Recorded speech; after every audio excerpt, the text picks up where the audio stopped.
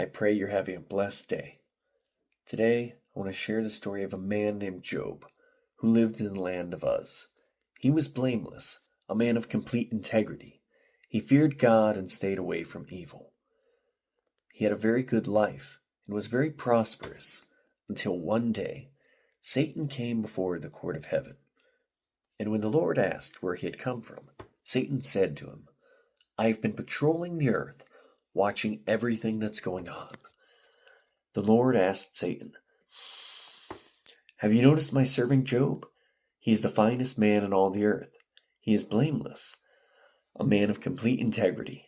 He fears God and stays away from evil. And Satan replied to the Lord, Yes, but Job has good reason to fear God. You have always put a wall of protection around him and his home and his property. You made him prosper in everything he does. Look how rich he is. But reach out and take away everything he has, and he will surely curse you to your face.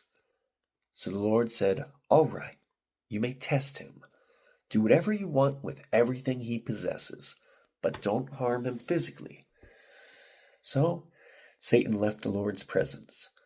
Then, one day, Job's sons and daughters were feasting at the oldest brother's house, when a messenger arrived at Job's home with the news that his oxen were plowing with the donkeys feeding beside them.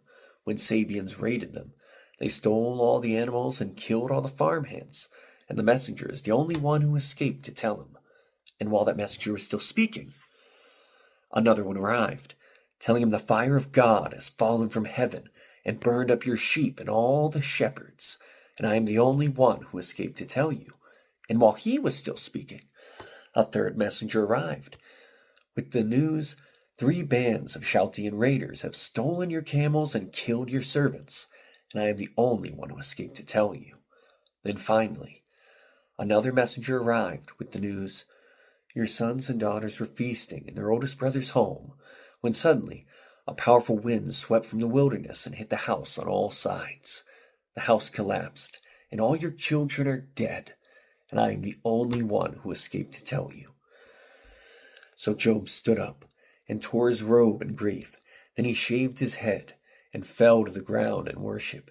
He said, I came from my mother's womb, naked, and I will be naked when I leave. The Lord gave me what I had, and the Lord has taken it away. Praise the name of the Lord. In all this, Job did not sin by blaming God. Be like Job.